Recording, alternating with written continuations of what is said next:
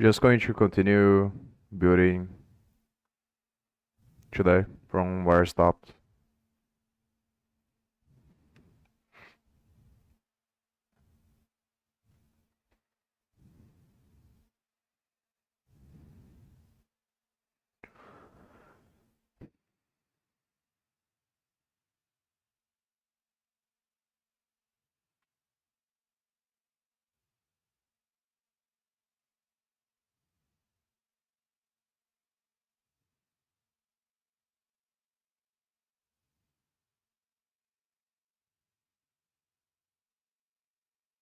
I'm going to commit, I think. It's been a long time since I haven't used the... I think I just created another branch and then I'm doing stuff on the new branch and committing every now and then. I don't like using Git.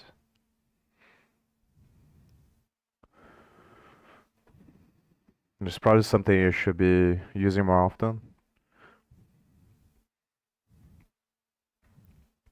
But I'm gonna commit everything there, then merge with the master branch. And then I have to solve. There's a problem. It seems that the way that it's showing is very. It's almost the same. Now I don't remember really well if the gutter is showing on the component that I have or on the class that I have there. But because obviously I split the classes, there's a problem with the tags class that it seems that it's not updating, and I think it's something to do with the pointers or like probably because from the text visualizer class, which is the class that shows the visualization, I'm calling the functions from the symbol crafter, which is the class that is actually on the scene. I'm using the get text function to get access to the text variable. And I think because I'm using that, when I set the values for the text, they don't work because they set on a different version. I'm not 100% sure if that's how, like, what is happening. I think it's creating a copy when I return text here. So the issue is this font that it was the font that it wasn't updating, so I created a new function on this class here to set the font directly on the text instead of getting the text and setting the font. But now it's giving another issue there because it's something else that I solved as well before, which is related to the theme. I was initializing the theme, I think, on the symbol crafter, or one of the functions I think is the update caches. It's part of the theme cycle because the control node calls a function, and then it's a virtual function. I think it's got minimum size or something like that they override on the class, and that function is responsible for updating the values, I think, of the thing. So because I had a function on symbol crafter, I was getting some errors that's and I think that those errors were the things that were breaking the visualization. But then after I solved this, it seems that it works now, but then when I type a character, it doesn't show anything. And the caret disappears. But then when I put backspace, the caret appears again. I think it's something to do with the way that it's updating is probably because of the font and the other values on that function.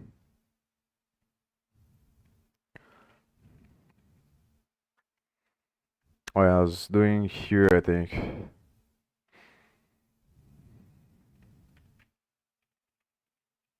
So what I wanna do is basically see if I can.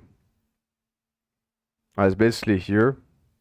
So because when this was setting the fonts, it wasn't setting the actual text from symbol crafter. On one of the functions there, which is the flow here, that like this is the flow of the execution after you press a key.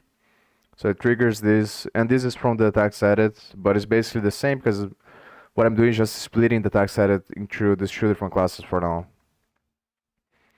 It basically follows this flow here, and then I think it's on the invalidate cache function. is gonna check to see if there is a font. If there isn't a font, it's gonna return. And this function is the one that creates the height for the text. So I think that this is the issue because it doesn't have the values. It doesn't have the correct height value, or it doesn't update the text correctly. When it draws the character, it doesn't show anything because it doesn't have the values. So I'm gonna try to see if I can solve this.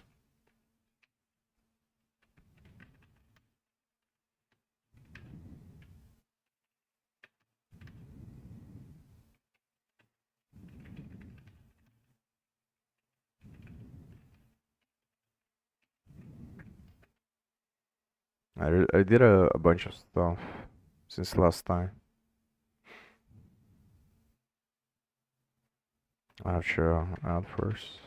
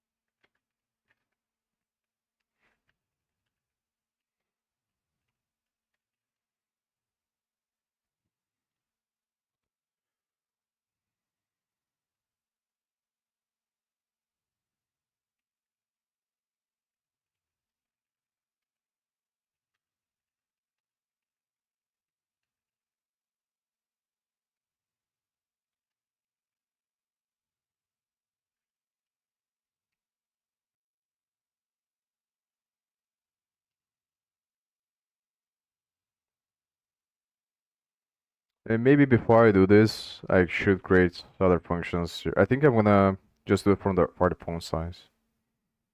Or maybe this invalidates as well. Which I don't understand why it calls are after setting the function.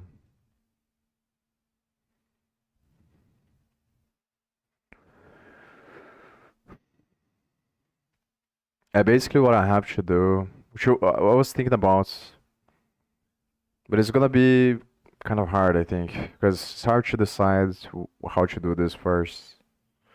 But what I have to do, I think the first thing I'm gonna do is just remove this class from the symbol crafter, just this tags class. Essentially what I wanna do is move everything that is defined inside of this class directly to symbol crafter. I think that's the first step. Then the second step would be to rethink on the separation, because there's a bunch of stuff that I think that I put on either one of the classes just because it was easier because you use the tags class. I think first I have to remove this from, maybe instead of, because the thing is I have to check to see if this is the actual issue here.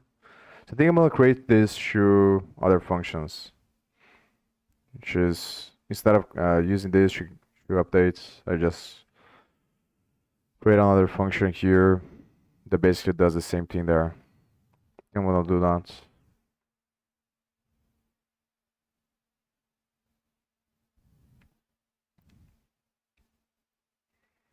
So do this first for these two values here. These ones are gonna be annoying, so I'm not gonna do them. Or maybe this actually is not gonna be annoying, just calling the same function. I'm passing the parameters. So I think I'm gonna implement for all of them.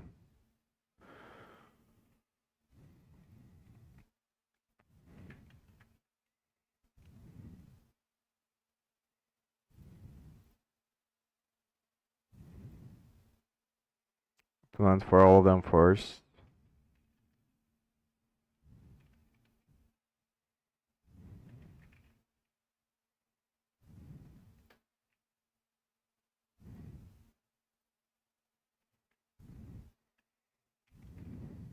Just wanna see if it is, like, if this is the issue actually or something else.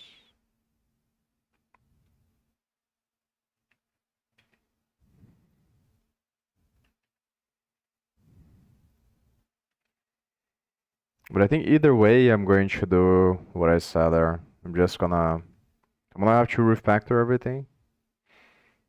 But I think first move the thing out.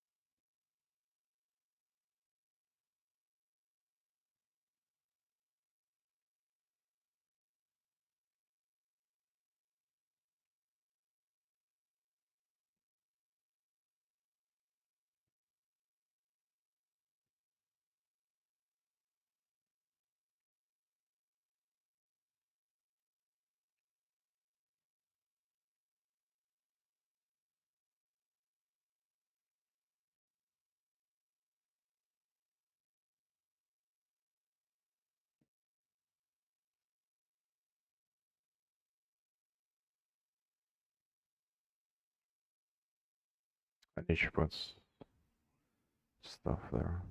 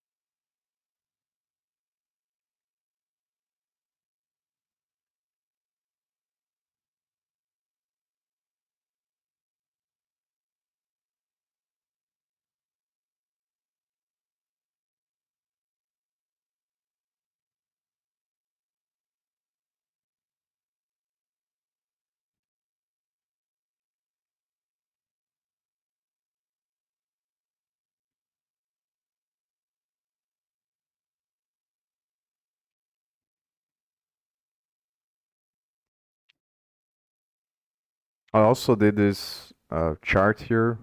So I went over the notification draw function. Then I wrote down the values for each one. The first one is for text visualizer. Then I wrote down the values for the text edit. And then I compared the two. And that's how I figure out what was wrong. And I think that it is the line height, but there might be other stuff that is also wrong. But I'm gonna have to refactor everything anyway, I think. So the plan should be to move everything, or move the text class outside. I think I'm gonna use memnew to initialize. I'm gonna change the text should be a pointer, text variable. Then use memnew to initialize, and then just keep the other functions the same. Because if I use it as a pointer, if I initialize as a pointer, then I think when I use get text, it's gonna get the same pointer. Like it's gonna change the same class. Just gonna have to refactor the. Should switch to a arrow instead of a dot.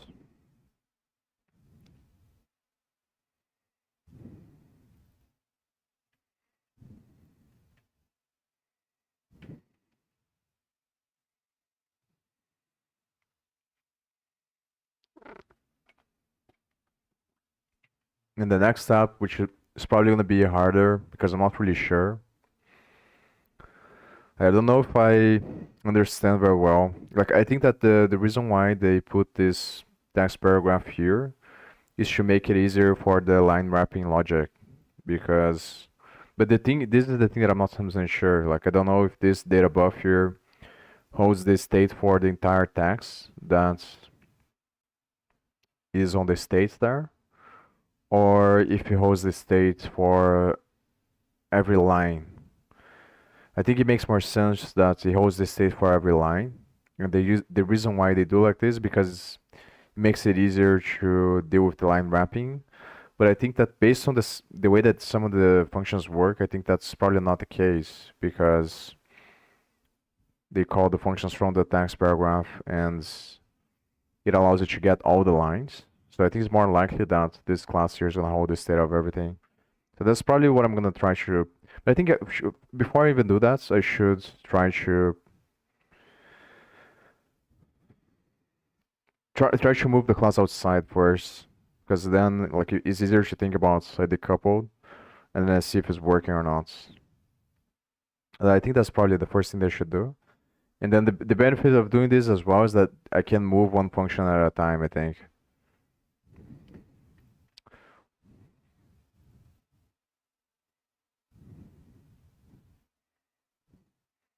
But I'm not really sure. Like there's another approach as well, which is to go over based on the flow, which I also think I should do. I'm gonna do this obviously at some point anyway. Just to spend a lot of time studying the flow of execution of functions after there's an input. And it's kind of frustrating because I don't know, it's very confusing to understand.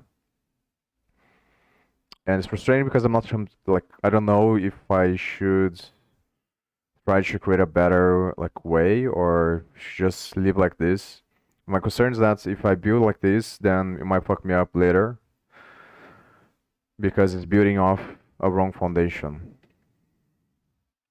Like the way that they do, but obviously I don't know enough, like because I don't have other knowledge. Like I don't know, I didn't spend enough time on the VS Code source code to understand how they manage the states of the. Actually, now I know that they use the Monaco text editor, which is the same one that I was using, I think, when I was doing on the browser. So I do remember that I have some reference frame from that, but I didn't spend like a lot of time on the source code of the library to understand how they manage the state of the text.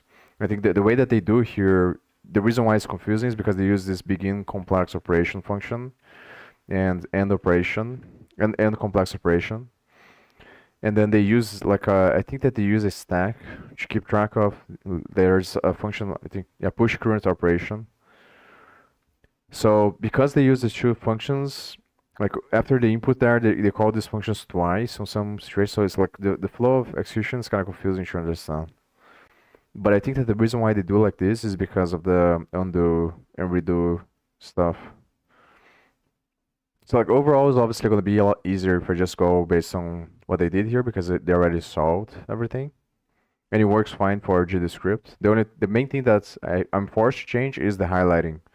But I think the highlighting, like, it doesn't force me to think about this other stuff because it's more based on the way that they did it. Like, it's not that hard to decouple the logic. But I think for, like, if I want to do other stuff in the future, I think it might be better to think about it another way because, like, the state of the text editor is going to be a reflection of the other stuff that I'm going to do. So I do think that's important to think about this. And this is basically the function here, I think, that creates the line height. This is from the text edit. So it calls this invalidate cache here when it changes the visualization. And then this was the problem, essentially. So one of the parts of the problem is that on the original one, the font was null. So it returned here. And it was because of the way that I was updating the fonts on the other function. But now I am like it's not going over here on the other function after I change to the other one, but then it gives a warning, and I think it's because of the same issue. And I think it's these functions here that are giving the warning, and it's because of one of the values. I think it's the font size probably, but probably the font size in the language, because I wasn't updating them correctly. So even though it has the font, it doesn't have the other values, so it throws a warning and doesn't show the character. But I didn't test yet to see if that's the case. This is for the text. The left one is the text edit, and the other one is mine.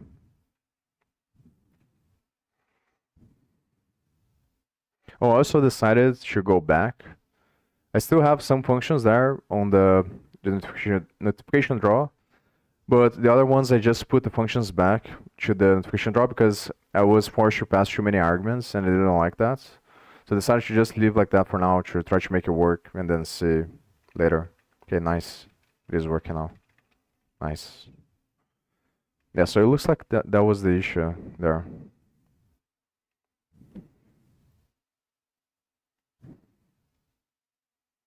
Okay, so now I'm going to try to do the stuff that I was saying. So what I have to do is move this class outside of this other one. I'm gonna move to the top here. And then I'm gonna have to change everything. I'm gonna delete from here. So here, I think I have to change this to a pointer. And then I have to use mem_new on the constructor. And the goal, obviously, is to remove the stacks and to move the functions one by one to symbol crafter so I can split them later. But I'm gonna have to refactor everything, so it's gonna be kind of annoying. I should probably initialize here first. Oh, the other thing that I had to do, I should probably change the name as well of this class. So let me think about. Actually, let me see if there is a. So the other thing that I had to do is that because of the way that I'm doing things here, the node that is going to be on the tree is the symbol crafter. So when I was resizing the node and changing the size on the editor, it was resizing this node, but it wasn't resizing the text visualizer. So I had to put on a notification resized here, resized and notification ready. Because if it was only the resize, then it wouldn't work on the application because you would just put the size on the symbol crafter, but it wouldn't update the text visualizer. So I had to put both these two events here and put the functions here. And the reason why I have to put the function here is because of the stuff that I said. Like this function here, the set size is gonna, I think it is from the control. And it is going to, so I was setting the size on this one. I think I'm still doing that. I don't remember, but initially I was setting the size on this one, And then as a byproduct of doing that, it was setting the size on the other one, I think.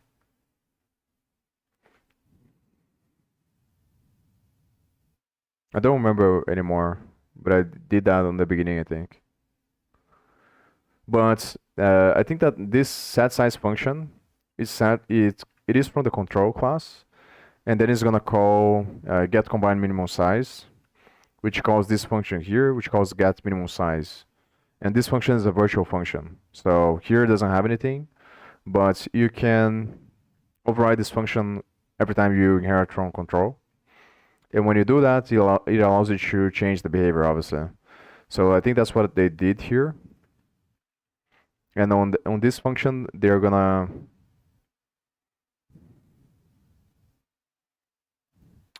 use this thing here, which comes from the theme cache. And this is a value that they have there. They use the macro, the bind methods to subscribe this value. And also the other thing I realized that I didn't have this before, so I had to copy from the way that they did here. So this is the file that sets up the default theme. And they put the values here for each thing that the text edit and the code edit are gonna use. And then because they set these values here on the default thing, they can use this macro on the bind methods here to get the value and change the style of the class based on the value.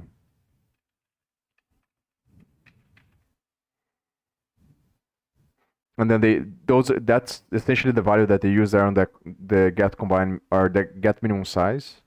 So because they didn't have that on the default theme, was giving a null pointer. Oh, this I think was one of the issues. But basically, these macros here, they allow you to put the values that are on the thing on the variables of the class, which allows you to make the state of the class dependent on these theme values that you can change with the override if you want as well, like overriding the values on themes.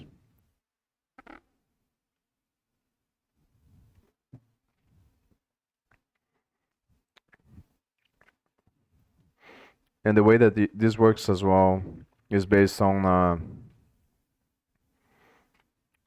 I think it's a file that they generate on build time that creates the icons based on a file that they have, based on a folder that I have on here.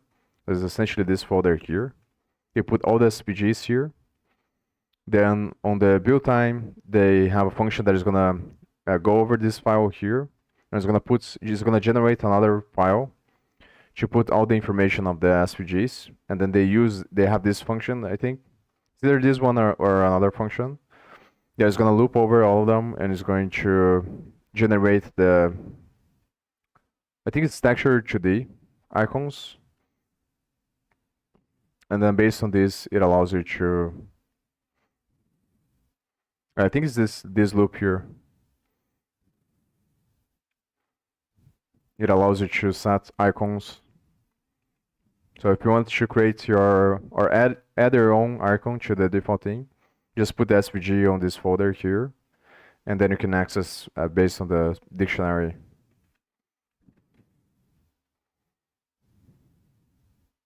This is a file generator on build time, default theme icons gen h. And this is probably the binary of the SVG. This binary from the SVG, and this is generated on the S construct and the Python files that are part of the build system. There's other files as well that they do this.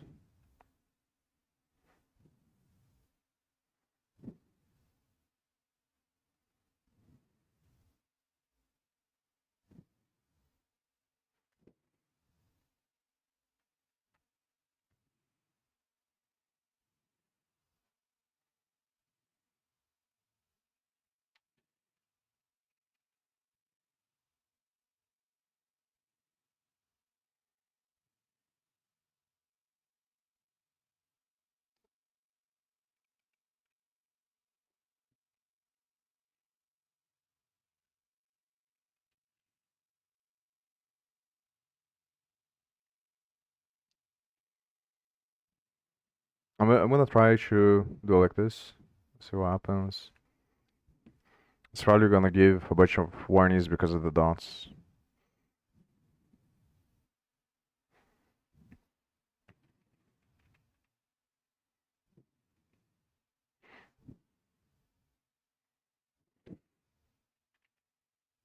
I'll try this. And I also have to change the function so that it returns a pointer. And remove this stuff as well first.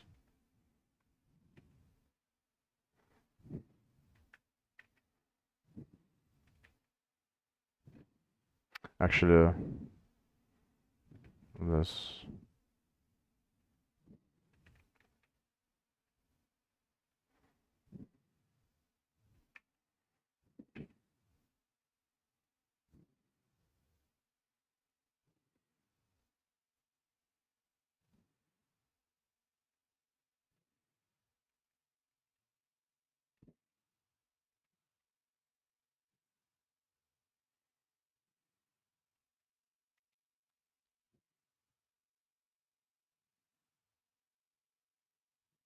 I don't know how to go back here.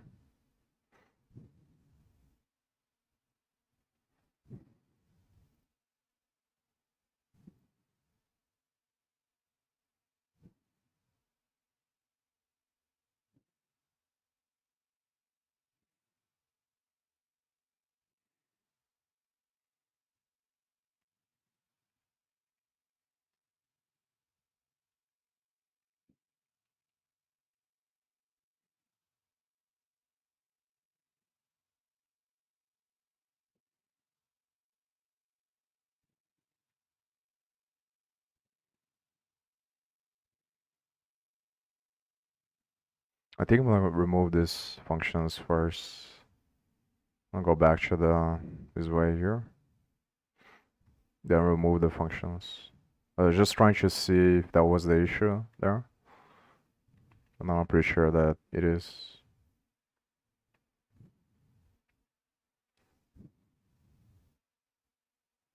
Oh yeah, I was setting here before. So I was setting the size on this class here instead of the other one.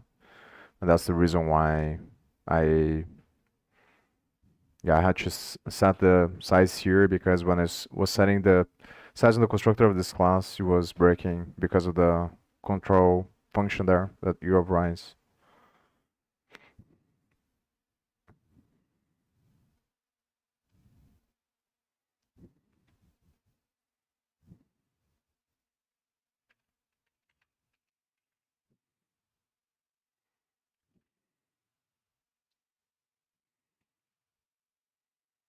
Oh, delete this.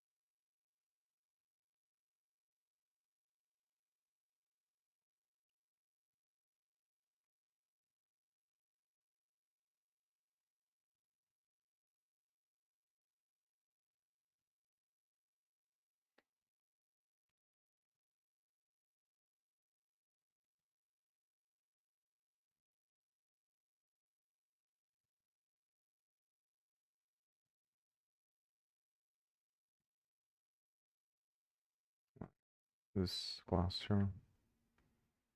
This might be annoying because there might be situations where it's a different thing. You know, obviously I have to change to a pointer as well.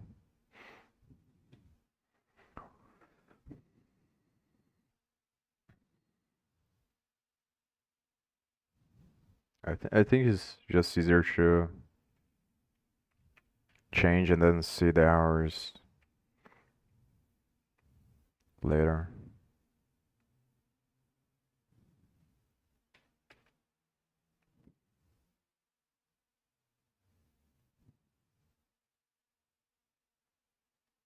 Hopefully this is not very hard because I think that it's gonna be a lot more annoying to figure out like how to progressively switch or change everything.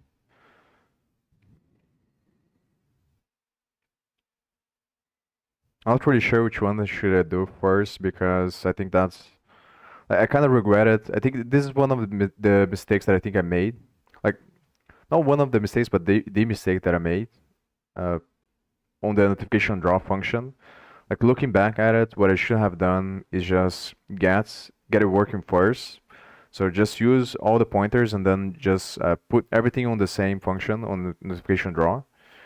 And then only after that, investigating the flow of the inputs to see if there was anything wrong. Then after that point, I should think about like moving to other functions. And that's better because then it allows me to have the state on my class instead of the original one.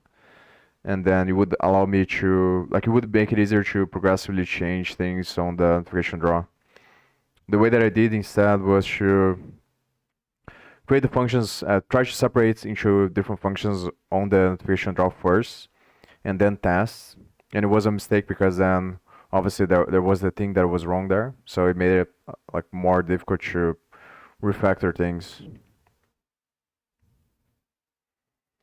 So I'm not really sure if that's the same situation here, where like after I make this work, I should.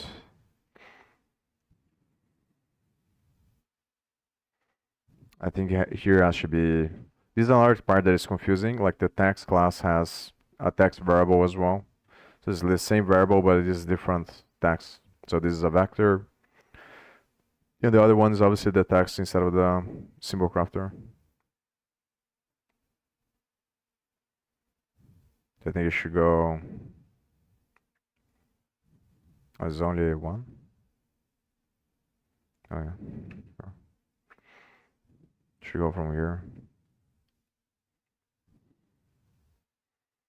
So now I'm not really sure like if I should study the flow first and become very familiar with the way that it works. To and try to understand the. I think that I probably should do that first before I move everything. I think the main thing that I have to figure out is whether or not the data buff. I think.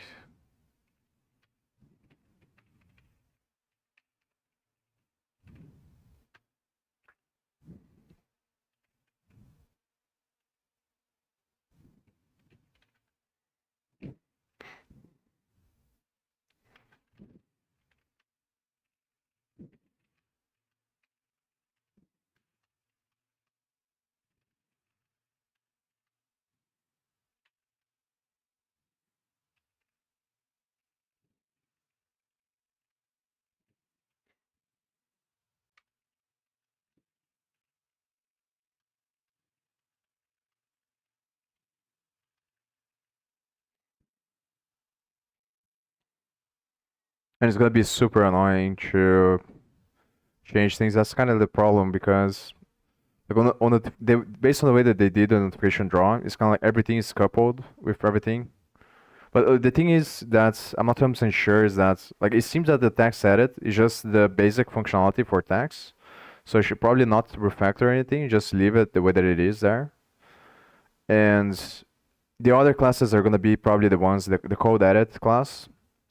I think is the one that actually implements stuff related to code. Like the only thing that the text edit seems to have that is related to code is the syntax highlighting.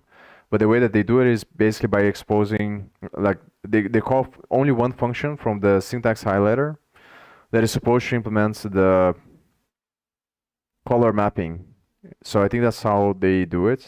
So like the way that the identification draw works is that they read line by line, and then on each line they kind of check to see if the dictionary of the syntax highlighting has a word that should be highlighted. And if the current line has that word, then it's going to use the color. It's going to change the color for using the color that is on the color map. So it should be very easy to implement my own logic because it is already kind of decoupled. The only thing you have to do is instead of using the syntax highlighting, I should use a function from the symbol crafter, and then I put the logic on symbol crafter using the parse engine and stuff like that. But the thing that I'm not 100% sure is whether or not like there are other things. So there is this thing that's all usually they use on code editors, which is language server protocol, I think. Yeah, language server protocol, which is kind of like a standard system. I think that all the text editors use to parse the language. So they like the text editors. I think I'm not 100% sure how it works, but I think it sends a message. Then the language server protocol is like communicating with the language. The language is responsible for parsing and dealing with the actual constructs of the code. Then the text editor emits a signal to that, and then it's basically communication back and forth between them. But I'm not 100% sure if I'm gonna do like this.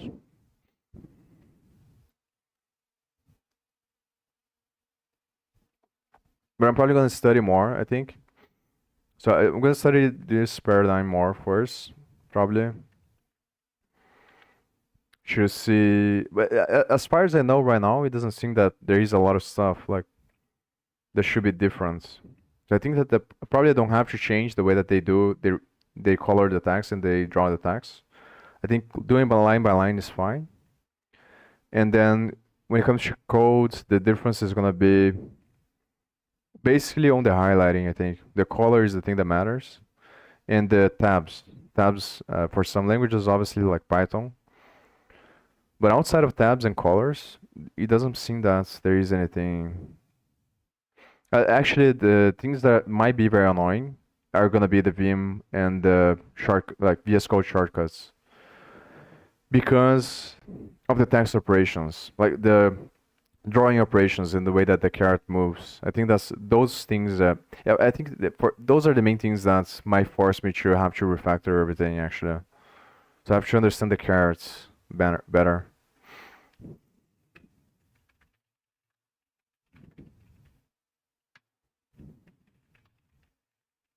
Because from ChatGPT,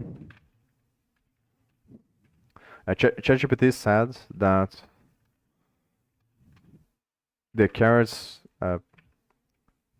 having multiple carets is useful for having multiple selections, for example, or for searching. I think for this kind of stuff, I need to become more familiar. So like how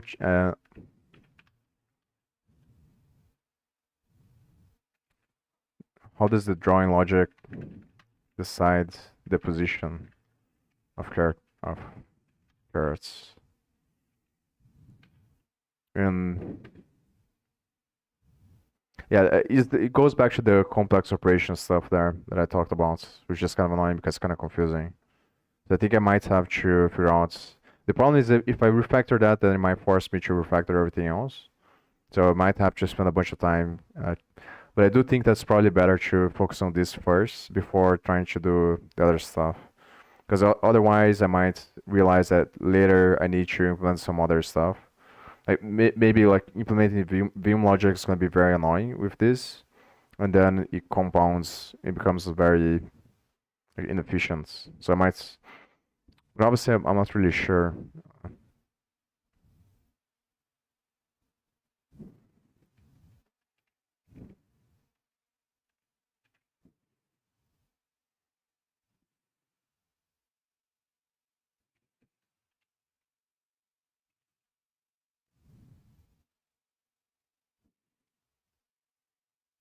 This one I'm not really sure. Oh, this is from the, yeah, so it shouldn't matter.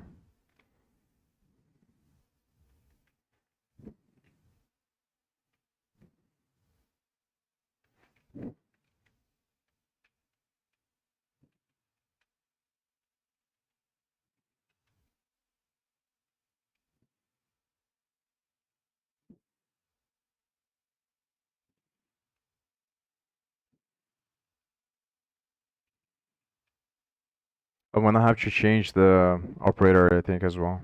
Maybe. Yeah, it doesn't matter.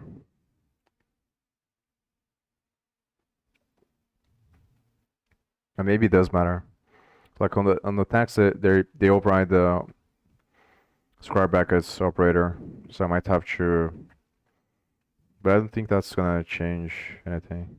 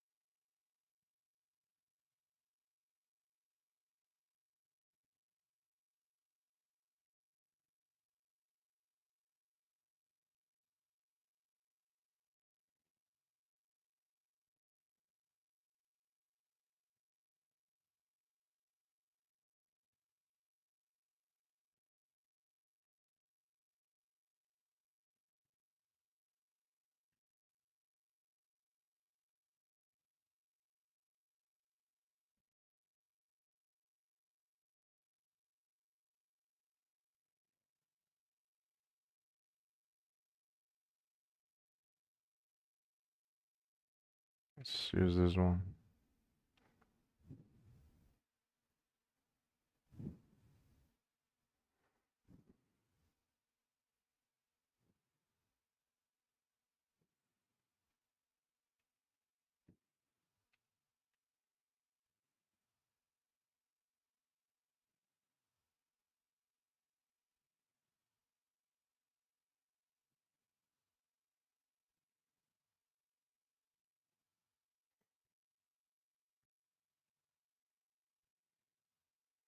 There's a lot of errors, so it's probably more stuff wrong. I'll be right back.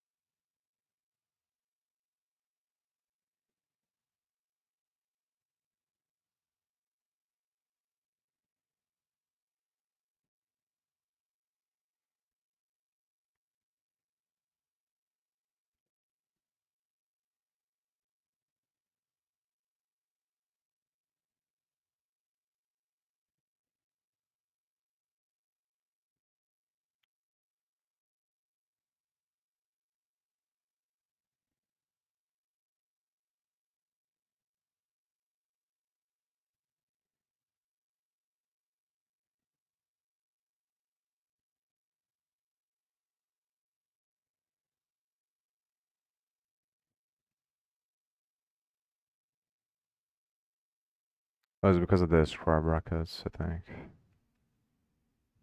So,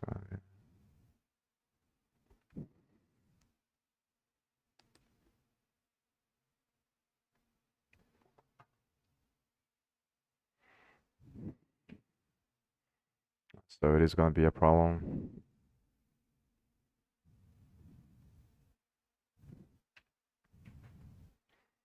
And it's kind of weird.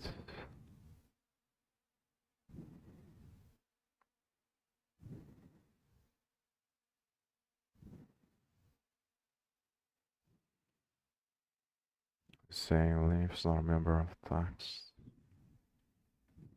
Mm.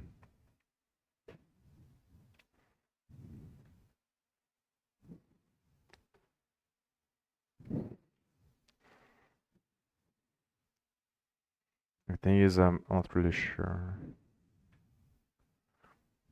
I'm gonna ask ChatGPT, I think.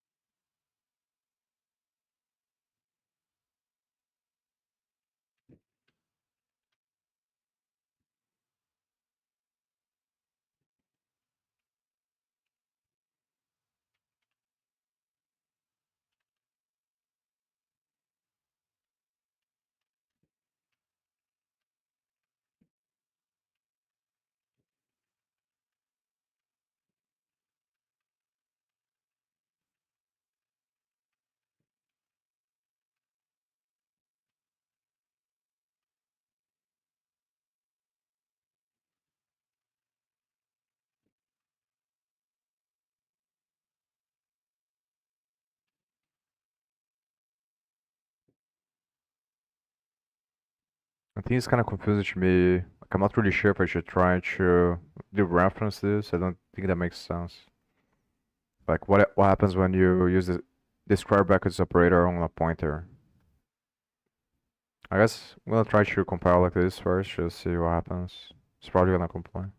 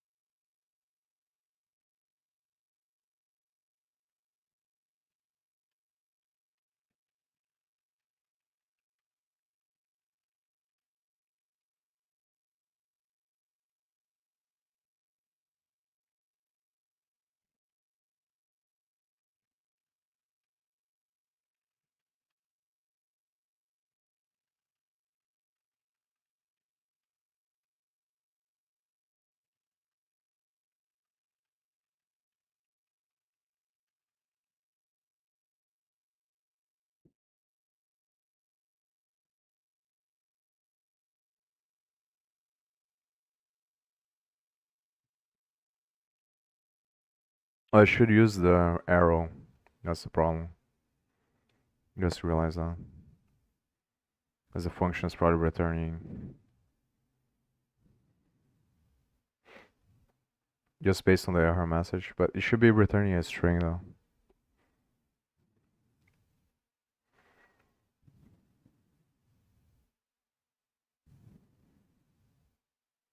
That's the thing that is weird.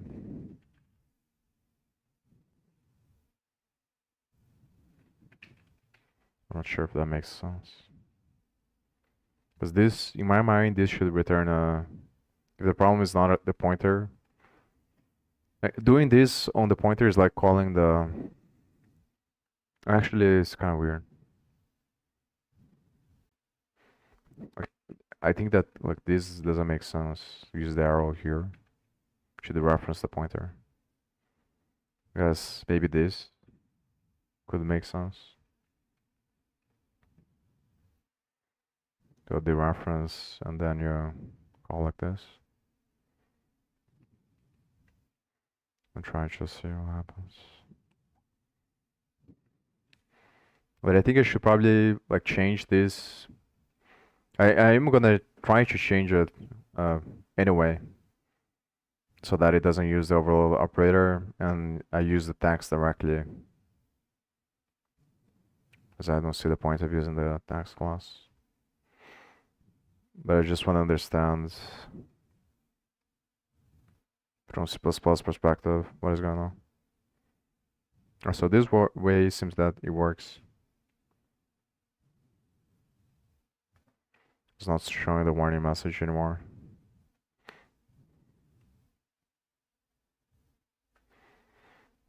Let's see if I do like this.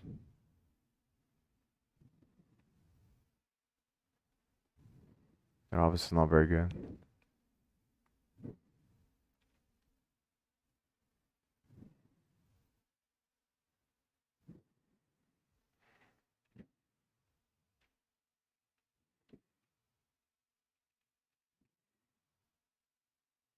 So let's see what happens.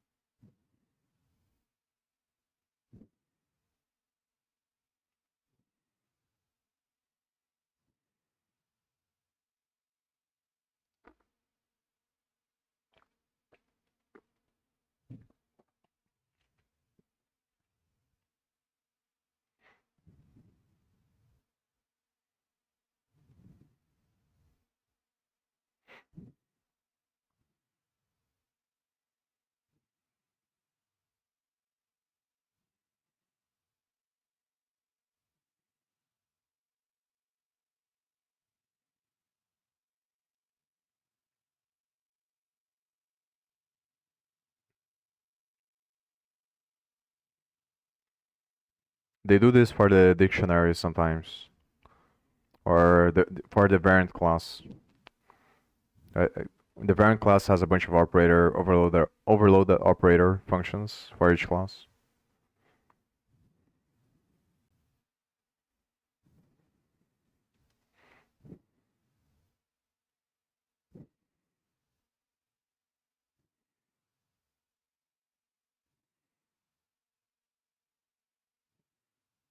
No, it's because of this.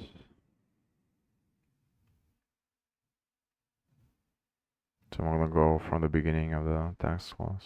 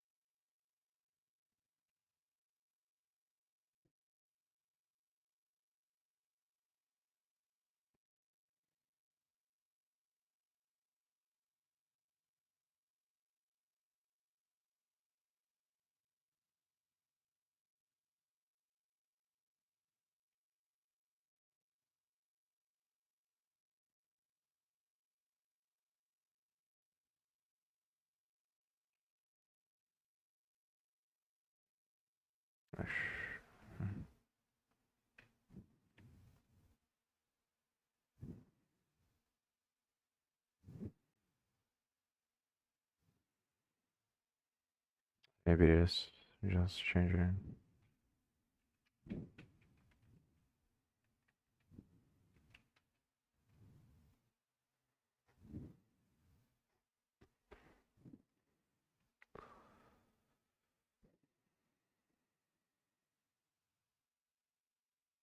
I think I should test first, just see if it's gonna work.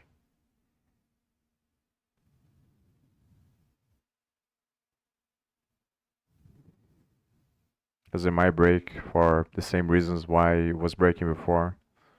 Something to do with the theme and the way that the either the text visualizer or symbol crafter is gonna update the text state. So I think I should test first, just see if it's working. Then I should think about a strategy to simplify this.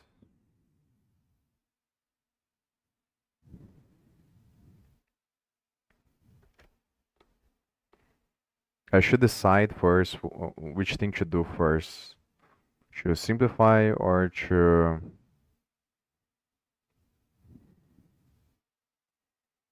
clarify the connections first. I think I need to spend some time, probably like in between is going to be the best strategy. So probably spend some time trying to clarify the purpose of each function, how it relates to these functions here. And then after I do this, try to move one function at a time, I think.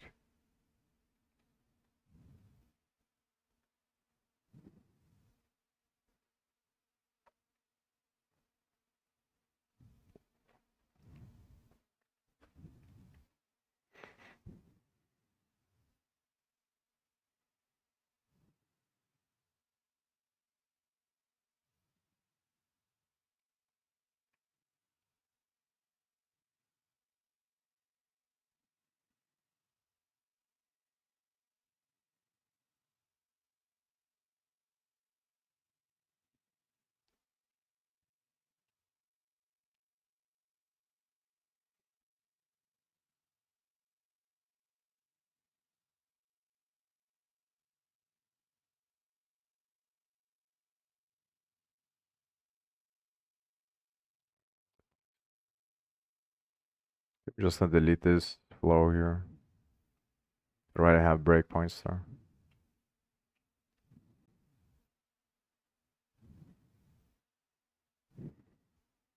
Yeah, probably going over the inputs is the best way.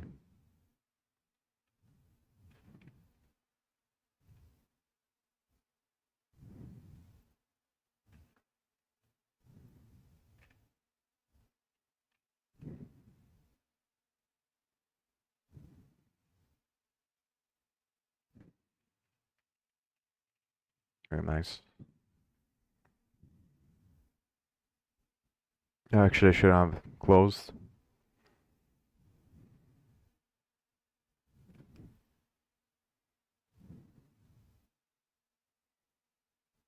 Let me clarify this.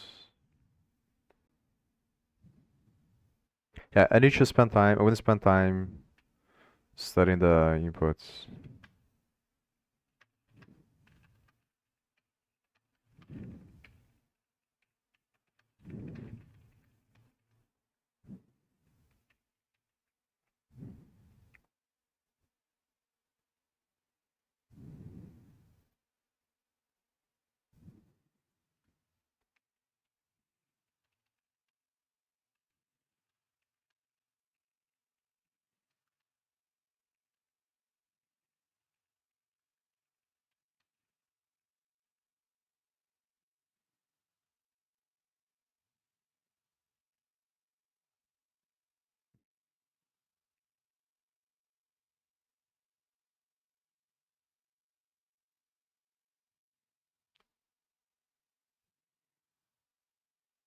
I need to think about what kind of questions I'm trying to answer.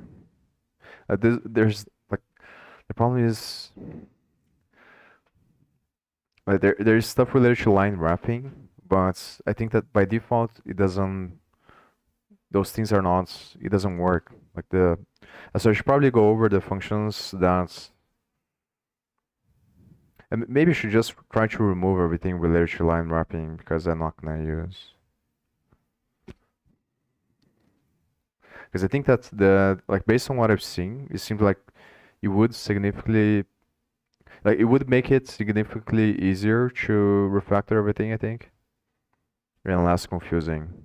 Like it might be better to remove first and then decide whether or not to add later again. I think it's very unlikely that I'm gonna use line wrapping. I don't think I ever used that for VS Code. But it might be good to have, like if you want to type actual text instead of code. I think like maybe the question is whether or not it's worth it to remove and then add later, or to try to refactor having that. So a lot of the functions, maybe not a lot, but some of the functions on the notification draw, it is like the name is related to wrapping, and they put the same logic. They like couple the logic of the wrapping with the logic of the lines, which makes sense because obviously if the text is if the text if the line if line wrapping is possible, then it changes the way that they are managing the lines. So obviously, like if you have one, and I think that's the thing that I have to clarify. Like, but I think that the way that they did it here is if you have line wrapping available or on turned on, then like this it would usually keep the track keep the state of one line, but then obviously it's gonna keep the state of one or like two or more lines if you have line wrapping. And then the function that gets the data from this class here, if the line wrapping is turned on, is gonna change the visible rows and the other variables because it's gonna count the lines in a different way. It's gonna parse the data from the lines here into the notification draw in a different way. So I think it matters. And this is the thing that is kind of weird. Because it might be better if you decouple the logic. But then I think that this is obviously directly related to the way that they decided to manage or to create the data structures that manage the states. And is all related to the text paragraph, which is I think that the main class that they use should get the state because this has the functions to get the glyphs and stuff like that. And like is directly connected to the server. Oh, there's also the gutter. I forgot to. So I'm gonna run again to because I don't remember if the gutter is the same on the stuff that I have there or if it's not. And I think that the gutter is the thing that shows the lines. It's basically this thing here on which is highlighting 23, and that displays the breakpoints stuff or whatever you were gonna put here.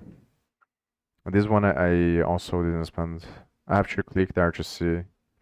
I think in order to put the breakpoints, it's going to be on another class that they implement this. I think it's on the script editor class or script text editor.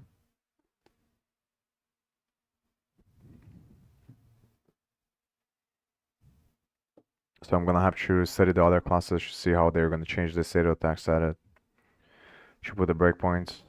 I think it's probably better to do this later, but then obviously it's kind of annoying because I'm going to have to trust that it is correct so far. And like I'm gonna have to refactor a bunch of things, so I'm gonna have to be careful to try to not break the gutter logic. But I might be forced to if it is like coupled with everything else.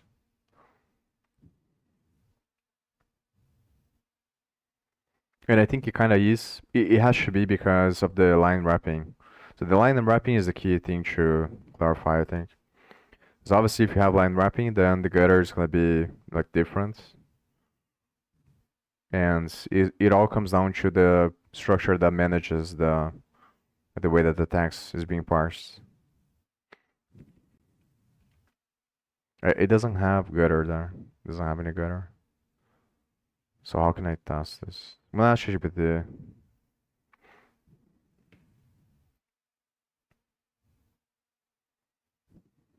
Yeah, doesn't have anything.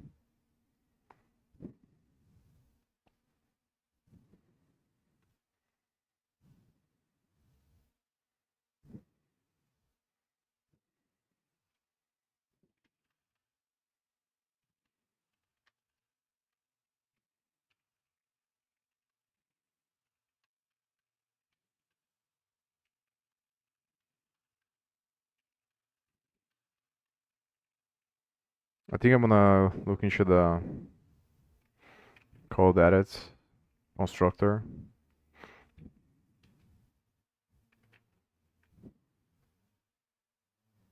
Because probably here, so here they have add getter. So this is probably the way you do it.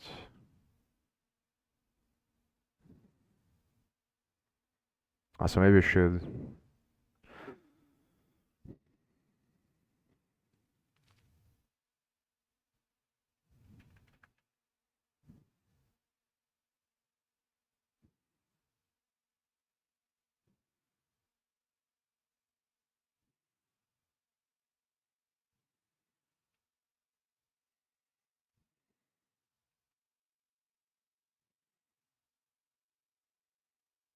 It's not that hard to understand. Just gonna put this stuff there. And the other functions we're gonna be at the main thing, that's in the beginning. Like if I move this stuff to the, I think you should move the functions first. Let me think about this.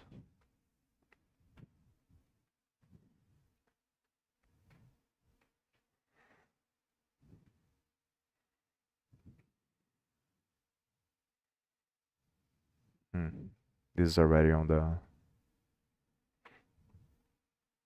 main class.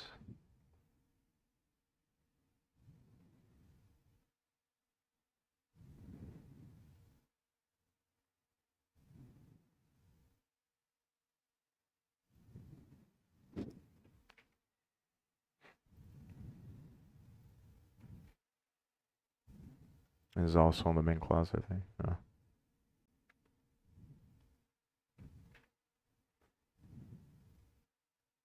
So it has on the main class, and then it has on here as well, on the tax class. And the tax is gonna be writing on the gutters from the tax. Yeah, so this would be the lines. So the main thing is the vector, I think.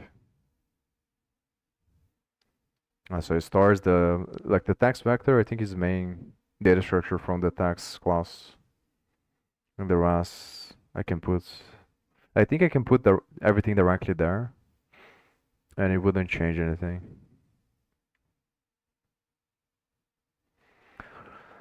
Yeah, the mental model that I have now is that the main thing is this text, and then the text is going to store the lines, and uses the structure to manage the state of each line, and then uses this text paragraph to manage the structure of the text. So like the information, the actual information used for drawing the stuff, which is the glyph, the main thing is the glyph, and then the interface with the rendering, which is going to be Vulkan that creates the draw calls. So it's going to manage the information for the draw calls with this class here. It's probably going to create the commands for either this class or some class that this is going to call. It's going to create the information to actually draw the quads that are going to create the text on the string. So like this is the main class inside of this struct here, and this is the main variable inside of this class that matters for the other one. And the other ones are probably just for determining the states of this thing here.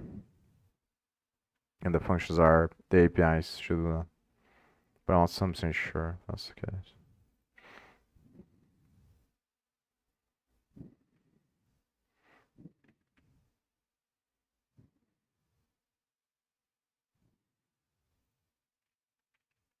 So it seems that this, yeah, I think it's probably better to do this later. So I should simplify everything. Then after merge, I am definitely gonna merge this code edit class with the text edit stuff that I have there. So when I get to this point here, I should probably, so I should try to maintain the getter logic if I can. Then when it gets time to do this, I think about whether or not I can simplify. But obviously they're gonna be connected, so.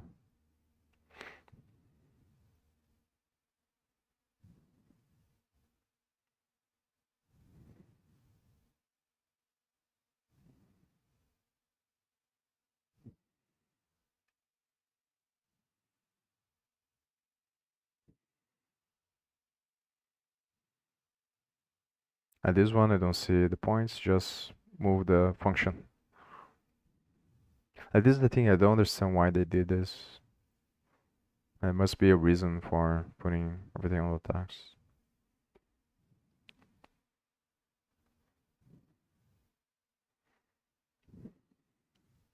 So you can just move this function to the original one and then remove the warnings. Or, yeah.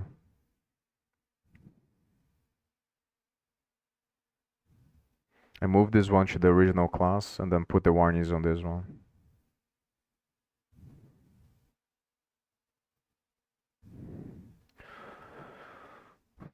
So let me think about this. Maybe we should get the count of how many times each function gear is called, then start moving from the ones that get called less often, just see if it breaks anything.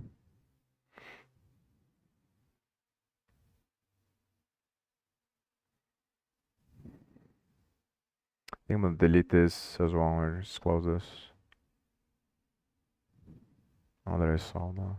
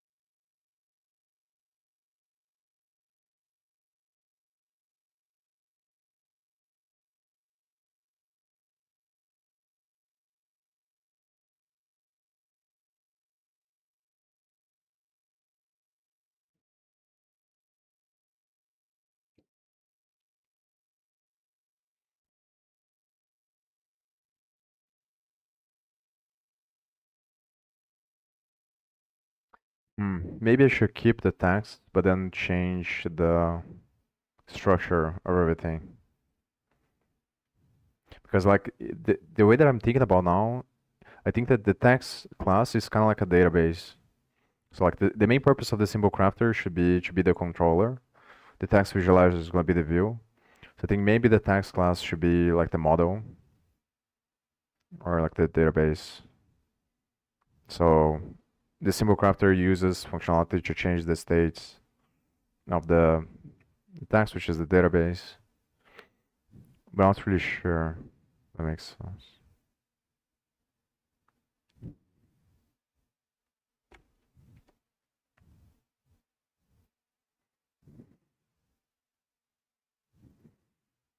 And delete this.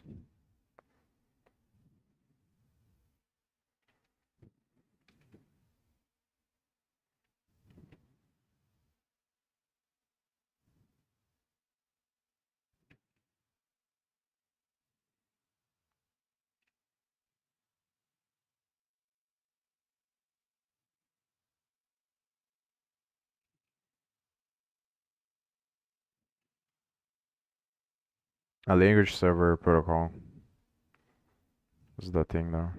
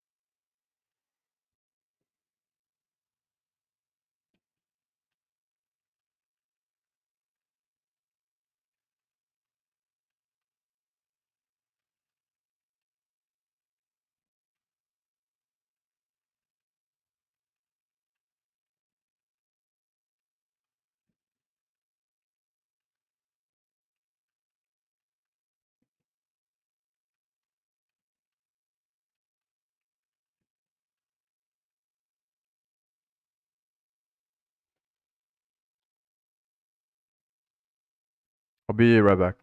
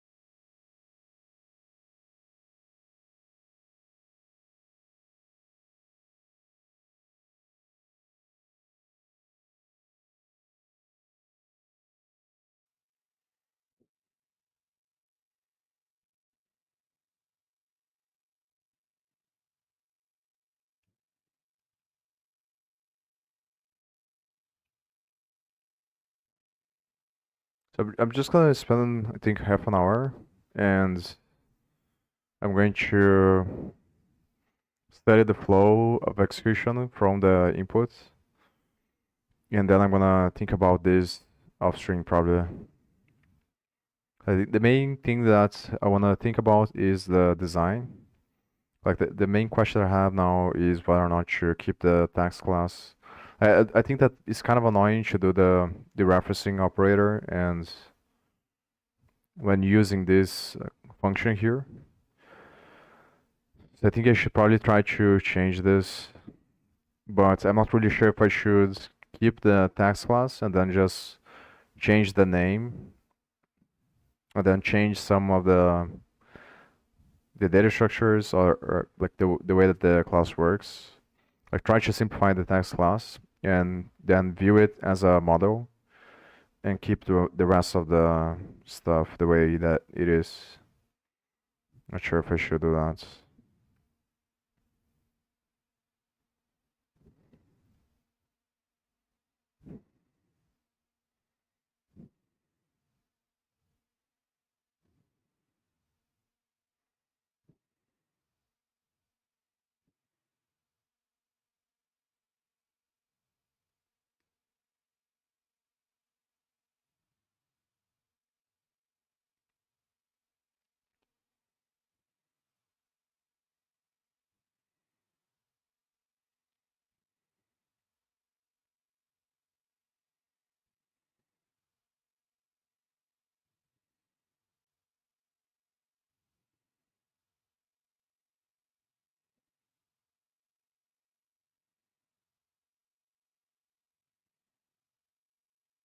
Yeah, I think that I should probably change actually, now that I think about it. I should probably move everything to symbol crafter because I think that it makes more sense. Or I should just rename it to parser engine and then, but actually I'm not really sure. So the way that I'm imagining is that it makes more sense to, it makes sense to keep the state, at least some of the state of the tags on the parser engine class. 'Cause the way that I was imagining is that the parser, like so there's two situations. One, when you have a file that already has tags, which is the situation that I was thinking about in the beginning. And in that situation, you're gonna get the tag. So I'm gonna open the file. Actually, I have to think about this as well. But I'm gonna think about this later once I do the other stuff. Because it's gonna it's gonna involve signals. So yeah, I have to create a function on Symbol Crafter that's based on a file. A file path is going to open the file and then read the file and parse the file. And I should probably see if I can implement as well some virtualization. Like the same pattern of using the observer on the browser.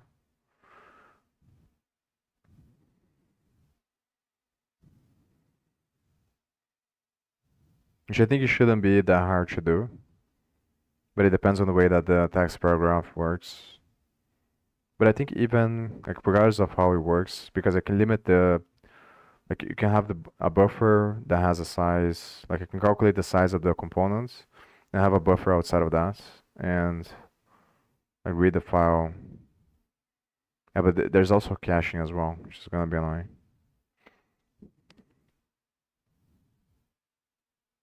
Yeah, but on that situation, you're gonna get the file and you're gonna get the text from the file. Then I was thinking about using the parser engine to parse the file and the token manager to keep the state of the tokens. Then from the simple crafter, you call the functions from the parser engine to get tokens and get other information like metadata and stuff like that. And then you use that to update the state of the text visualizer, which is gonna render. So from that point of view, I think it makes more sense. Like it's just easier to keep everything on the symbol crafter. But then again, it might make sense to make to separate it into the model, and then which is basically the same thing, but with one extra step because the symbol crafter would use the model like, to get the text and then pass that to the parser engine. But I think it makes more sense to have the information on the parser engine. We should have the whole text there, I think. And then the second situation would be when you don't have any text and then just input the text. The third situation is when you have text and then you input the text as well. So it should probably be viewed in a similar way. Now, what happens after you add the text? Because I think that on the IDE here, if you put text anywhere, it's gonna show this, but then right here it doesn't seem that it's showing, because the thing is that VS Code depends on extensions, so it's gonna be different. But I think that's, and like it's different here because I might not have the correct extension or the correct configuration to show the warning. But I think for some languages, you would probably show a warning there. Every time that you type a text, it's gonna do some parsing or something like that under the hood. I think that's how it's probably gonna work.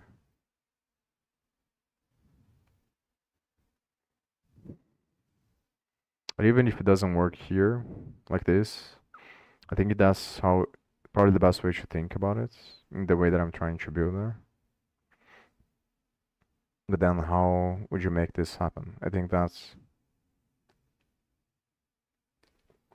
from the class's perspective, the text should be a syntax tree. And then figuring this out is like converting the linear inputs of the text into the abstract syntax tree. And the challenge is how to do that in the most effective way possible, because that every input is going to change the tree. And I think it doesn't make sense to parse everything again. So I think you have to search the node on the tree based on lines. So have the lines as well. You have the linear input of the text, and you have the information of the row and column to get the text on the to the space. So I have to translate the row and column with the. I think that's the thing that is kind of weird. Just like a different way to view. As like basically this translation between how the text input changes the parsing to update the states on a tree that already exists. And maybe like create an algorithm that searches the tree based on the lines. So I think that's kind of the thing. I would have to keep track of the metadata of the parsing on the parser engine. So put the metadata on the abstract syntax tree and traverse the tree based on the metadata. So that first search or back first search based on the metadata. Find the place. The question would be that if every time you do this, if it would be slow or not. And then how do you update the states of the parse tree? That's possible or not.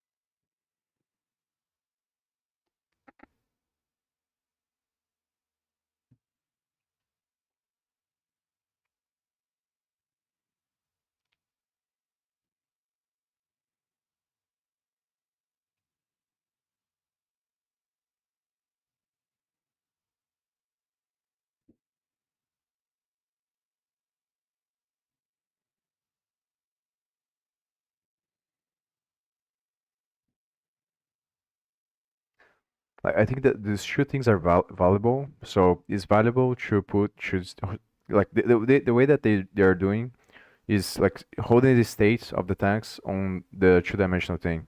So like they use a vector for one dimension and the struct to capture like the position.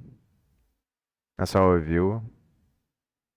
Yeah, actually, like this part can be simplified, I think, because it doesn't make sense, I think. Like you can use either one of the structures to keep track of the metadata, and then you just use the vector to keep track of the lines. So like I think both of those things are valuable, and I should have them. So keep track of the states as a vector of lines. because that's easier to update the rendering. But I'm gonna need to keep track of the tags as a abstract syntax tree. And then I'm gonna have to create pathways, so a functor between the two.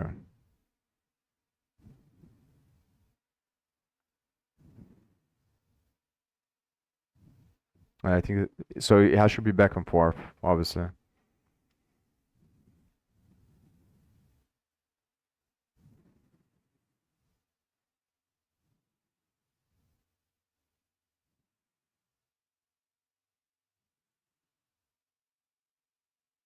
Hmm.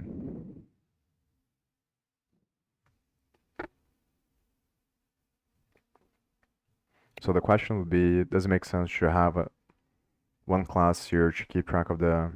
Like, I think that only this thing already is enough. Now I have the line height and stuff.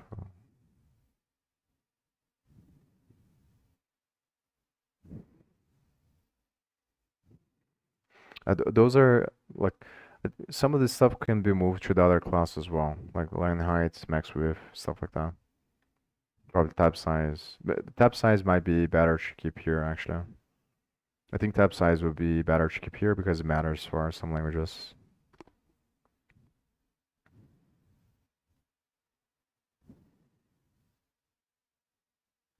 Or maybe not actually, because what I can do obviously, which it might be better on this, but it's probably the same thing actually.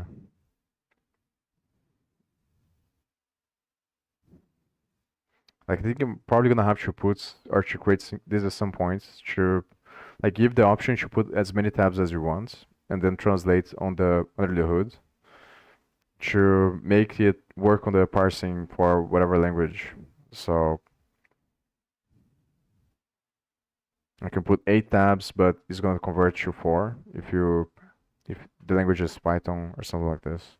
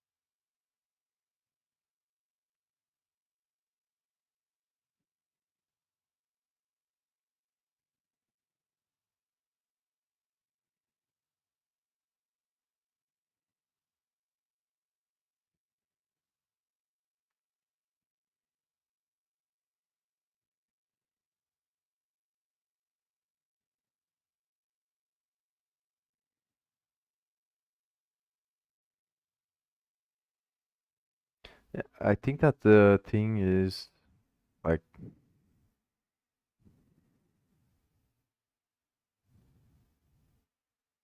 the main reason why I want to move this to the symbol crafter is so that I can split the class.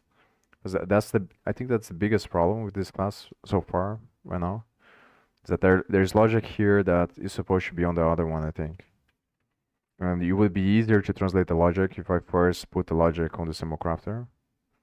But maybe I should move the logic directly to the other class and remove from this one. But the problem is that they're all gonna use this. I think if not all of them use, most of them are gonna use this tags variable, which is the thing that is kind of weird. So maybe that's what I should do instead, because it's probably like better to have this class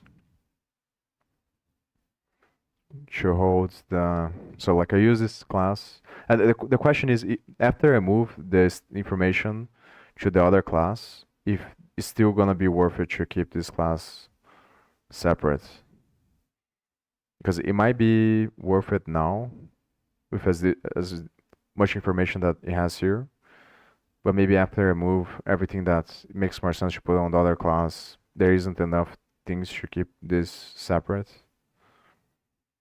So maybe I should study this first and then see, like write down what stuff I think that it might make more sense to move to the other class. and then think about it again if it makes more sense. Sure. I think the main benefit of having this class separate would be to not for like responsibility or separate, make a clear distinction of the responsibility of each class.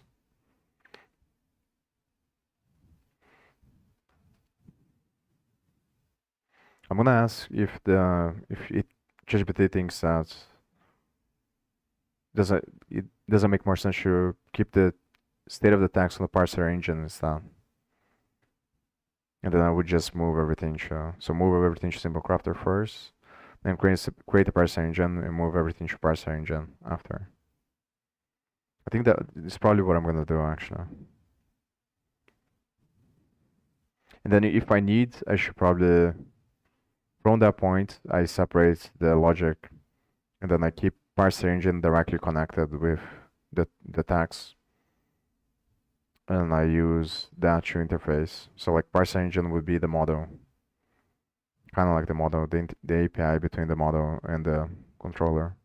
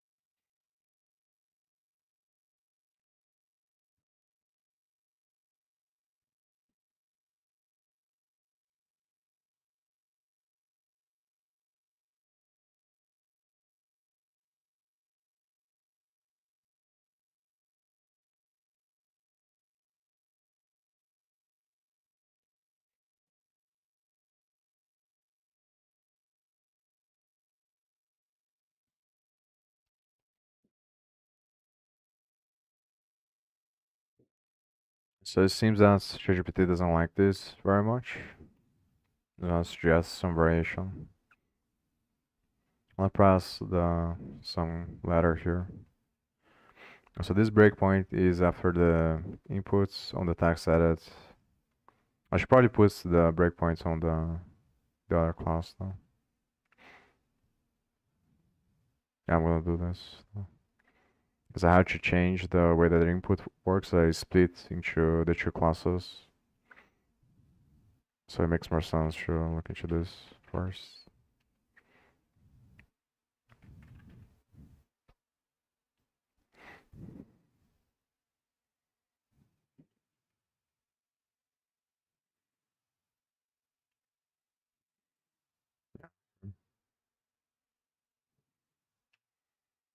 But this one, when you type the keyword, it's gonna go at the end there. It's basically here, just input events.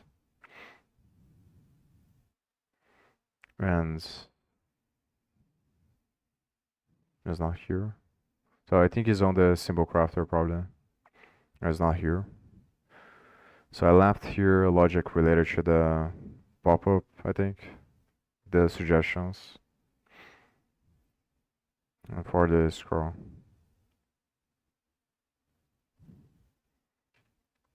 And then here on the end is gonna be, yeah, so because it's gonna use that begin complex operation.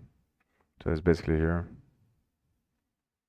And it's gonna do that on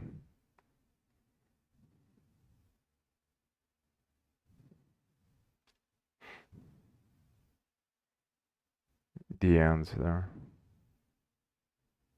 Here. Then here is gonna call this function here to insert the text. This is the part that I was saying that is kind of confusing. Is this start action? I was gonna call this as like some other points.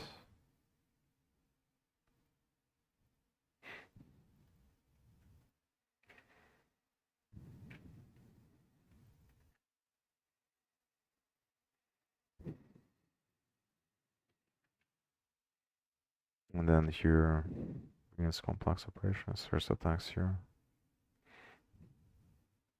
Yeah, because here it calls this function again, begin complex operation.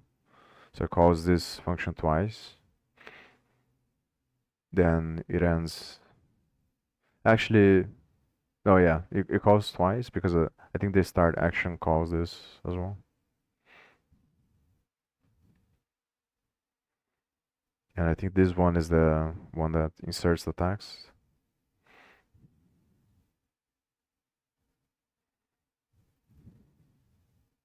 And this whole thing here, this whole system is the one that I'm not 100% sure if it makes sense.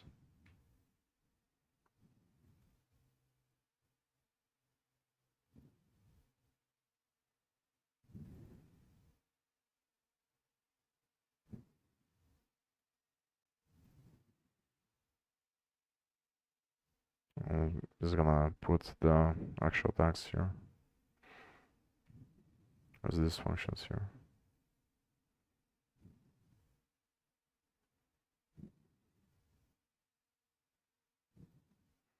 So this is the part probably where it's gonna update the paragraph.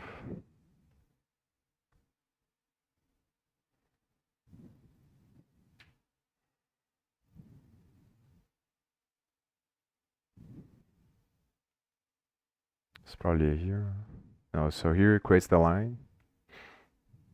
And then it writes the line here. Yeah, so data is text. This is not gonna be the data above. So I should just look for this thing here, probably.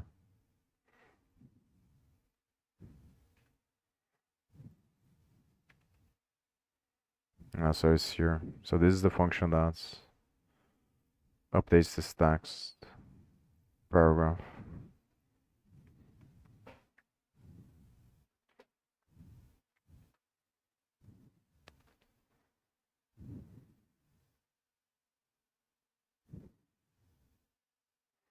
I think that the weird thing, like it seems that based on the logic here, is gonna use this for each line. So this is gonna hold the state for each line.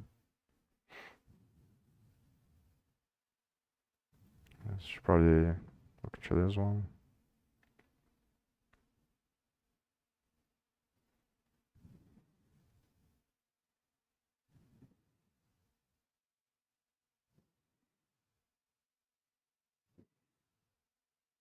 I think the reason why they do it like this is probably just because of this helper functions here.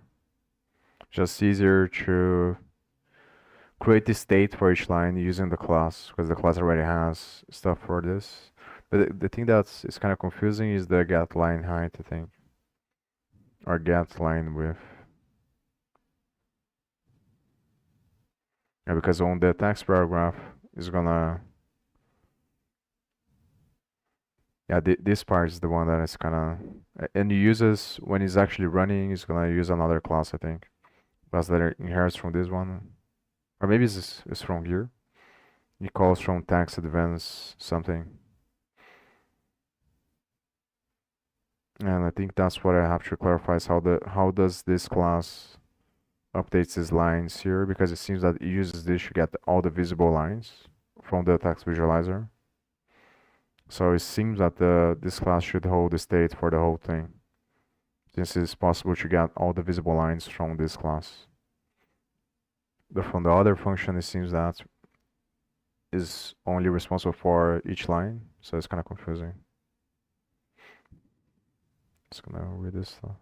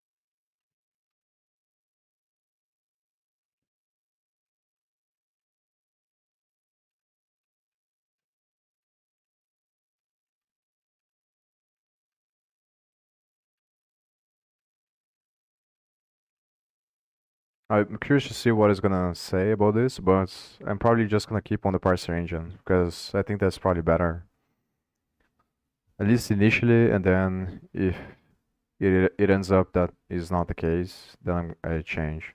'Cause the way that I'm thinking is that the parser engine we would need to have the state of the text already, like anyway. So it doesn't make sense. Like if I keep the state on the as a vector of lines, for example, on the parser engine, it becomes easier to convert that to a parse or to an abstract syntax tree and back and forth. And if I keep on the other class, then I think intuitively it would make more sense to keep like a you would keep the same text twice, like one time on each class, which is a waste of memory, I think. And the main purpose of the two classes would be to convert the text back and forth between these two different data structures. So if this is the case, I think that makes more sense to have only one instance of the text state and then do the conversion inside of the class anyway.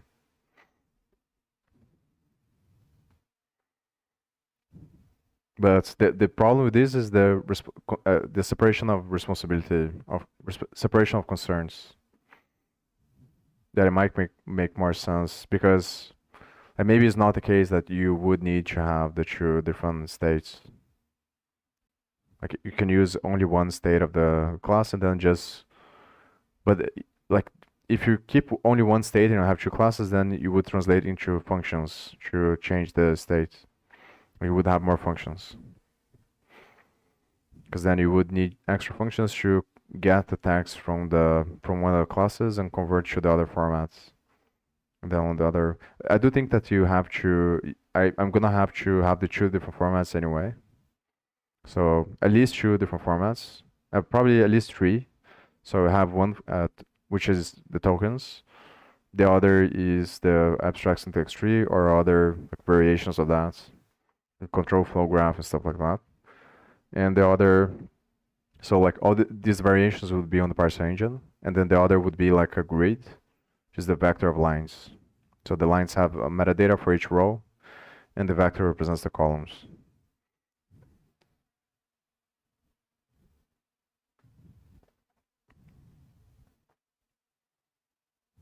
And maybe you can use a matrix instead as well.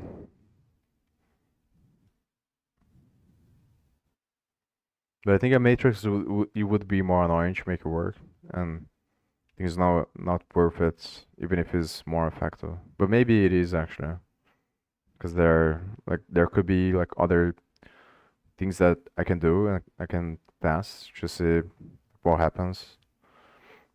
Yeah.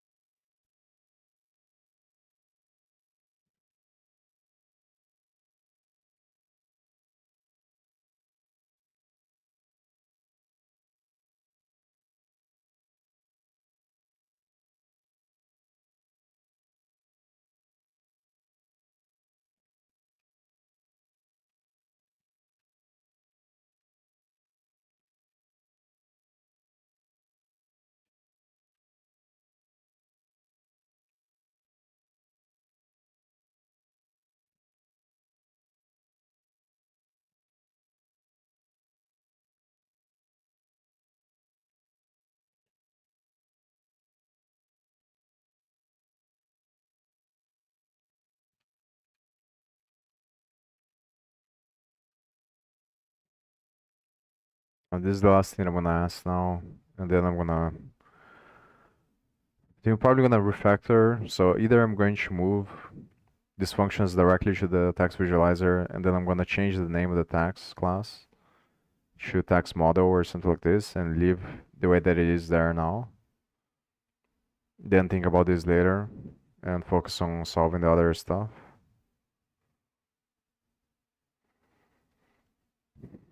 Or I'm going to move the functions to the symbol crafter.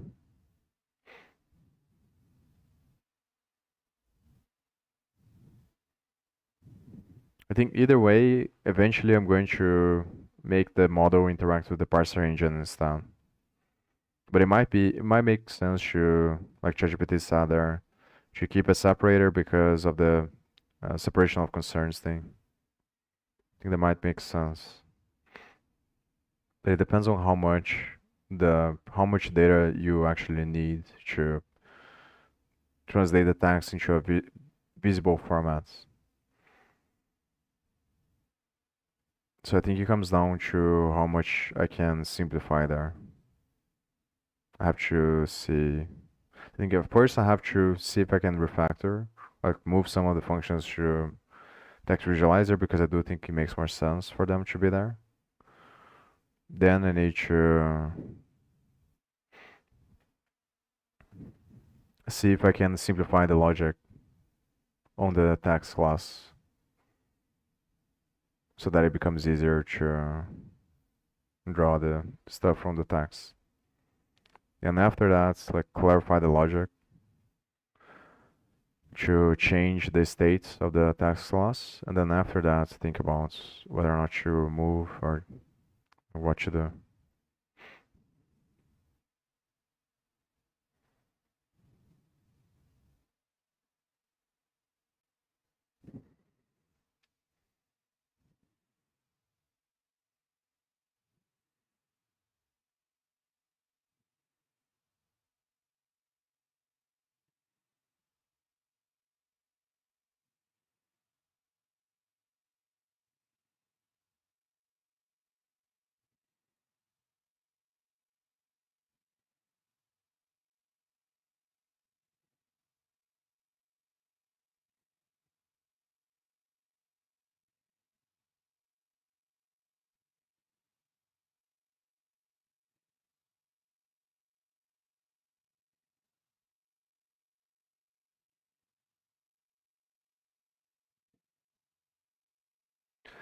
Like what I'm starting to think is that there should probably be like a different. I think maybe the text paragraph stuff should be on the text visualizer, and then there should be like a different state, and then the text visualizer has the state of the text that is actually visible, but the symbol crafter has the state that is the actual text. So it changes, the input changes the actual text on the symbol crafter. Then after that, it changes the state of the what's visible. And the text visualizers should only have access to stuff that is necessary for rendering the text. Cause like this is the thing that it feels kind of weird to me because it does make sense. Like obviously, in order to render the text, you need to have the state of the text, but then the other class also needs the state of the text. So like it feels kind of weird to move the functions from the text class to the text visualizer because I'm gonna be making a call to the text again from the text visualizer. So like it doesn't make a lot of sense. But it would make sense if I could decouple, I think. So like instead of using the text, you would get the state in a different way, but it's kind of hard to know. Like if I move this to, I think that just based on the name, it makes sense that this like is more aligned with text visualizer. But if I move to the other one, I'm just gonna get the text from this again, and then it feels kind of pointless to move. So, and this here is using this data buff. So I think that's the reason why. I think probably doing something like this makes sense. So like refactor this structure here and see if I can decouple this from the structure. It's like it should be two different things, I think. The gutters, I know. At the gutter, I think for sure I need to remove from here. So maybe that's what I do. I think I'm not gonna move this class outside. I think it makes a lot more sense to try to refactor this stuff. Like try to move stuff to the text visualizer. Then just leave this class like this and change. I'm gonna change the name of the class because I do think it can make sense to leave the state of the like the model of the text on this class. Then if I want to change later as well, but the thing that it doesn't make sense to me now is this thing about the separation. I think that's the biggest reason for why I want to refactor this class, at least for now. So I think that's probably what I should focus on, is how to move this stuff from here that is related to the text visualizer, and whether or not I can break down this thing here. So I should probably change this class inside of the class first, then see if I can move stuff like that.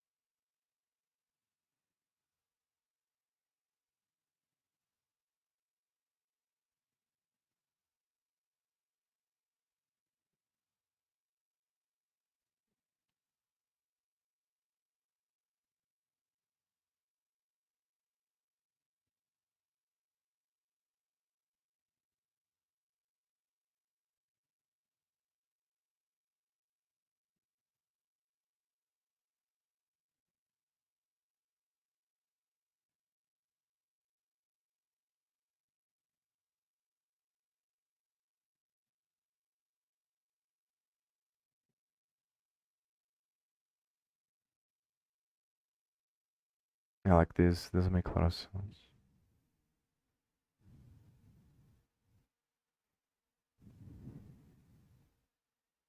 Like why loop over all the tags lines and set the width for all of them and not have one width?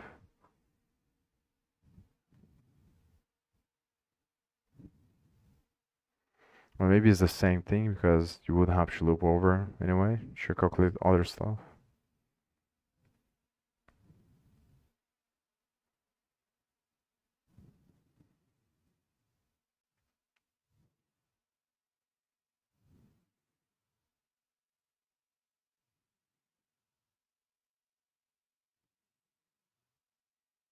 It doesn't use this here.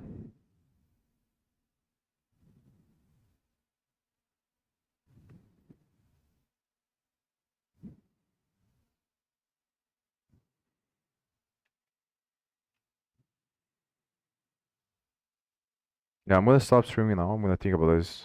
So probably gonna refactor, but I want to spend more time thinking about it before I refactor, so I don't waste time doing useless stuff. But yeah, I'm gonna spend time studying this to clarify if there is anything that I can move here and like what would be the best strategy to break down the structures on this class. So I think the main goal I have for now is to simplify first. It's gonna probably be involved with this, so yeah, but this is what I wanna do now.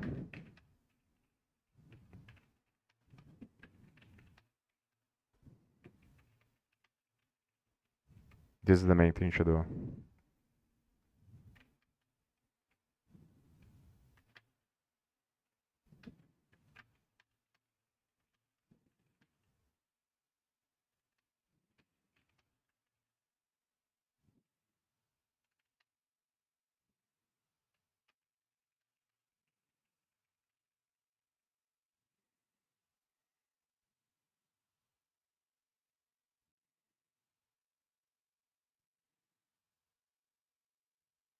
Then after I do this, I think I'm just gonna leave it like that for now, and then I'll think about later. So I'm probably just gonna merge code edit, so move the logic from code edit to this class, and then refactor everything as I move. And I want to get to the point where I have the same text editor that I had in the beginning there on the other class. Once I got to the point, I'm just gonna refactor the other class that I was building to use this symbol crafter instead. And then I can continue to build there, build the find replace bar and build the editor sync tabs. And then after I have these two classes, then I can work on the file editor, which is going to be the whole thing. That is going to be inside of the dockable layouts. I think once I get to that point, then I'm going to work on the other class and I'm going to think about the parser engine later because it's going to involve other stuff. And it's going to be probably very hard, I think, because I'm going to have to spend a bunch of time. I'm probably going to spend a bunch of time studying like the source code of other libraries and compilers and stuff like that. But I think I'm gonna build and study at the same time. So and then think about like there's a bunch of ideas that I have of how to display the information. So next time I'm just gonna continue to build to finish this. So see you then.